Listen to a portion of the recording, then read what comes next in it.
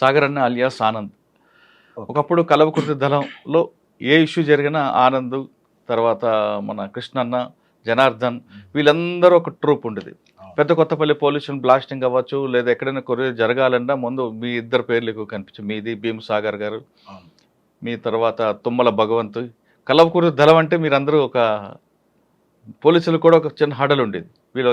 అంటే అంత మీరు యాక్షన్ టీం కూడా ఆ విధంగా ఉండేది, దళం తీసుకున్న నిర్ణయాలు అలాగే ఉండేది, ప్రజల కోసం పోరాటాలు ఆ విధంగా చేసేవారు, మీరు చేసే కార్యక్రమాలు కూడా అంతే ఫాస్ట్గా చేసుకుని వెళ్ళిపోయేవారు. అన్న మీరు ఆ టైంలో అంటే 1990 ఆ టైంలో దళంకి వెళ్ళినప్పుడు మీ గ్రామంలో పరిస్థితులు ఎలాగ ఉండేవి? ఇప్పుడు నల్లమాల ప్రాంతం అనేది నక్సల్స్కి పెట్టని కోట. ఆ ప్రాంతంలో ఉద్యమాలు ఏ విధంగా చేశారు? ఎందుకు మీరు ఆ ఉద్యమం వైపు అడుగులు వేశారు? వెళ్ళిన తర్వాత అక్కడ పరిస్థితులు ఏ విధంగా ఉండేవి? ఈ ప్రశ్న సమాధానం చెప్పే ముందు సాగర్ అనే అలియాస్ ఆనంద్ యొక్క కుటుంబ నేపథ్యం ఒకసారి చెప్పండి. మాది వచ్చేసి వ్యవసాయ కుటుంబం సార్. నా పేరు వచ్చేసి ఆంజనేయులు సాగర్. ఇంటి పేరు మోడల ఆంజనేయులు సాగర్. అయితే మాది పెబ్బేరు మండల్, షాగాపూర్ విలేజ్ మాది, ఏటిగడ్డ షాగాపూర్. అయితే మేము గతంలో ఏంటంటే హాస్టల్లో చదువుకోవాలి, మమ్మల్ని తీసుకుపోయి వనపర్తిలో హాస్టల్లో వేసారు. మాకు అప్పటికే ఫుడ్ అవన్నీ చాలా ఇబ్బందులతోటి అట్లా మా తల్లిదండ్రులు తీసుకుపోయి హాస్టల్లో వేస్తే హాస్టల్ నుంచే ఉద్యమం స్టార్ట్ అయింది. మాకు ఆర్ఎస్యు అని చెప్పేసి అని రాడికల్ స్టూడెంట్ యూనియన్లో చురుగ్గా పనిచేసినాం మేము అప్పుడు వనపర్తిలో.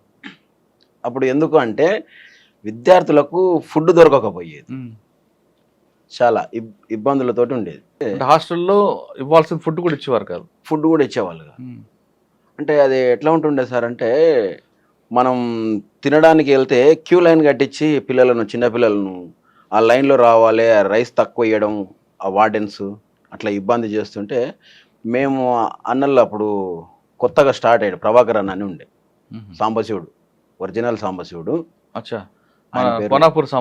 కాదు ఒరిజినల్ సాంబశివుడు, చుక్కాపల్లి అనేది ఆయన. ప్రభాకర్ అనే పేరుతోటి మాకు వనపర్తి టౌన్లో ఆర్ఎస్యు ఆర్గనైజేషన్ చేస్తుండే.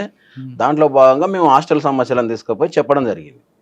ఈ విధంగా ఉంది ఇట్లా అని అంటే ఒకసారి పిలిపించి చెప్పిండ్రు, ఎవరిని, వార్డెన్, అసలు ఎంతమంది విద్యార్థులకు ఎంత ఫుడ్ పెడుతున్నారు, ఎంత రైస్ ఇస్తున్నారు అనే దాని మీద తీసుకొచ్చినాం. అది రైసు లాస్ జరగడం, ఎక్కువ మందికి విద్యార్థులకు ఇబ్బంది ఉంటుండే హాస్టల్ విద్యార్థులకు. ఆ నుంచి మనం ఏం చేసినామంటే ఇప్పుడు 125 మంది స్టూడెంట్స్ ఉంటుండ్రి హాస్టల్లో. దాంట్లో వాళ్ళు సండే రోజు ఏం చేస్తున్నారంటే కొంతమంది పిల్లలు రూమ్లోకి వెళ్తుండ్రి, కొంతమంది ఊర్లోకి వెళ్ళడం వల్ల వీళ్ళు ఒక 100 ఎగ్స్ తెచ్చి ఇచ్చేవాళ్ళు అనమాట. ఒక్కొక్కరికి 2 ఇవ్వాలి.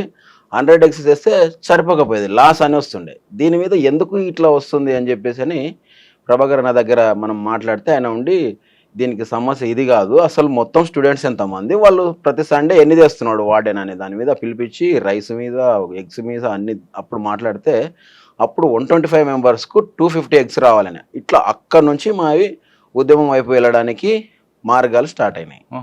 ఇట్లా అంటే కొట్లాడడం అనేది ఆ నుంచే స్టార్ట్ అయింది, విద్యార్థి దశ నుంచే స్టార్ట్ అయింది. ఇట్లా ప్రశ్నించడం వల్ల ఏమైందంటే మేము హాస్టల్ విద్యార్థులు ఒక 4 మీద ఆర్ఎస్యులో చురుగ్గా పనిచేస్తుంటామే. చంద్రన్న అని ఆయన కూడా సొంత ఊరు వచ్చేసి కీతేపల్లి, ఆయన ఎన్కౌంటర్లో చనిపోయాడు, మల్లెల తీర్థం ఎన్కౌంటర్లో.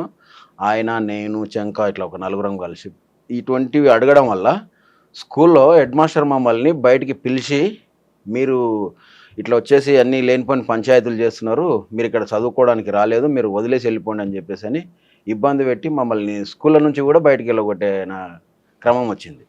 వార్డర్లనే ఇట్లా ఇబ్బంది పెడతారా మీరు, ఒక తండ్రి లాంటి ఎందుకు అట్లా చేస్తున్నారు అని చెప్పేసారంటే మా హక్కులు మేము అడుగుతున్నాం, మా విద్యార్థులకు ఏం కావాలన్నా అవి అడిగినందుకు మీరు స్కూళ్ళ నుంచి మమ్మల్ని టీసీ ఇచ్చి వెళ్ళగొడతాం అది ఇది అని చేసి చెప్తున్నారు, ఇట్లయితే కష్టం అని చెప్పేసి అట్లా అక్కడ నుంచి ఇక నేను దళాల వైపు పోవడానికి ప్రయత్నాలు. అంటే అప్పుడు వాళ్ళు క్లాసెస్ నడుపుతుండ్రి, ఎవరు మా చూడండి, క్లాసులకి వెళ్తుంటే క్లాసులకు వెళ్ళిన తర్వాత ఆ క్లాసులలో అన్నీ చెప్తూ ఉంటుండే అనమాట, ఈ విధంగా ఇట్లా మనం ప్రతిదీ పోరాటం చేయాలంటే ఇట్లా. అక్కడ నుంచి నేను ఇంకా ఎక్కువ ఫుల్ ఆకర్షితున్నాయి, దాని వైపు మొగ్గు చూపాల్సి వచ్చింది. అట్లనే గతంలో ఎక్కడైనా క్లాసులు జరిగేవి ఎక్కడ, గుట్టల పైన, అప్పుడు రాజపేట గుట్టలు, అక్కడ దగ్గర వనపర్తి టౌన్లో ఉన్నటువంటి గుట్టల పైన. అప్పటికే అన్న కూడా భీమ్ సాగర్ అలియాస్ పాపన్న, ఆయన కూడా ఏంటంటే అక్కడ నుంచి మొత్తం ఆయనకు ఏ జాబ్స్ రాకపోవడం, ఇంటర్ చదివిండు, ఏమి ఇబ్బందులలో ఉన్నాం కదా అని చెప్పేసి ఆయన కూడా దాని వైపు వెళ్ళి ఆయన ఫస్ట్ మూమెంట్ చేసిండు.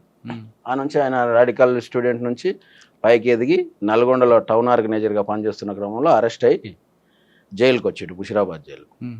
అప్పుడు ఇంకా నేను కూడా మొత్తం వదిలేసి చదువు అంతా బంద్ చేసి హైదరాబాద్లోనే వచ్చి హైదరాబాద్లో హోటల్లో పనిచేస్తూ అన్నను కలవడం జరుగుతుండే. 1 year జైల్లో, ముషిరాబాద్ జైలు అశోక్ నగర్ అని ఉంటుంది. అవును, అశోక్ నగర్లో హోటల్లో పనిచేస్తుంటే నేను అన్నను కలవడం కోసమే కలిసి వాళ్ళకు జైల్లో ఉన్నటువంటి అందరు ఖైదీలు, అంటే మన ఈ నక్సల్స్ ఖైదీలు ఎన్ఎక్సెల్ అని అంటారు, అవును, ఆ ఖైదీలు అందరికీ ఒక 20-25 మంది ఉంటుండ్రి. ప్రతి ఒక్కరికి ఏదన్నా చిన్న అవసరం ఉన్నా కూడా నేనే తీసుకుపోయి ఇస్తుంటే అనమాట బయట నుంచి. అచ్చా, నక్సల్స్ ఖైదీలందరికీ, నక్సల్స్ ఖైదీలు శాఖమూర మోడెం బాలకృష్ణ అందరు ఉంటుండ్రి దాంట్లోనే. వీళ్ళందరికీ పటేల్ సుధాకర్ రెడ్డి వీళ్ళల్లో ఉంటుండ్రి. వీళ్ళందరినీ కలుస్తుంటే అందరు బాగా పరిచయం అయిపోయినారు. 1 year దాకా ఉన్నాక అన్న 1 year తర్వాత బెయిల్ వచ్చింది. అన్న జైల్లో ఉన్నప్పుడు జైలు పోరాటం కూడా చేసిరు. వాళ్ళు లోపలనే నిరాహార దీక్ష చేసిరు. దాదాపుగా ఒక 24 days ఉన్నారు అమరణ నిరాహార దీక్ష. అంటే ఎలాంటిది ఫుడ్ లేకుండా. ఇంకా ఇవన్నీ చూస్తూ నాకు కూడా ఏంటంటే అన్న ఎంబడి వెళ్ళిపోవాలి, ఇంకా నేను కూడా కంపల్సరీ అండర్ గ్రౌండ్ వెళ్తా అని చెప్పేసి అని అందరిని అడగడం వల్ల పటేల్ సుధాకర్ రెడ్డి అన్న వాళ్ళందరూ ఉండేసి సరే ఓకే తమ్ముని తీసుకోండి అని చెప్పేసి అని పంపించేశారు. అక్కడ నుంచి నేను నల్గొండకి వెళ్ళాల్సి వచ్చింది. అన్న బయటకు అన్న, మీరు ఈ ప్రయాణంలో అమ్మా నాన్న ఎప్పుడు వద్దు అనలేదా? ఎందుకంటే పెద్దోడు ఎలాగ జైలుకి వెళ్ళాడు, నువ్వు కూడా వెళ్తే మా పరిస్థితి ఏంటి అని వాళ్ళు ఎప్పుడు ప్రశ్నించలేదు? అప్పటికి అన్న అరెస్ట్ అయ్యే లోపే నాయన చనిపోయిండు, అమ్మ ఒక్కతే ఉండే. అయితే ఇంకా మేము కూడా స్కూల్ నుంచి అటు ఇట్లే హైదరాబాద్ వచ్చేసినాం తప్ప ఊరు వైపు ఎప్పుడు కూడా చూడలే. కానీ మీకు అనిపించలేదా అమ్మ గురించి? అప్పుడు ఎలాంటిది అనిపించలే. మాకు ఎంతసేపు ఉన్నా ముందుకు పోవాలి పోరాటం. ఎందుకంటే ఈ వ్యవస్థలో ఉన్నటువంటి ప్రాబ్లమ్స్ అన్నీ మాకు ఇంత చిన్న ఏజ్లోనే ఇన్ని ఉన్నాయంటే ఎంతో మందికి ఎన్నో ప్రాబ్లమ్స్ ఉన్నాయి. మధ్యతరగతి కుటుంబాలు, బీద కుటుంబాలు, ఇటువంటి వాళ్ళకల్లా చాలా కష్టాలు ఉంటాయని చెప్పేసి ఆ నుంచి ఇక అటువైపే అడుగులు వేయాల్సి వచ్చింది.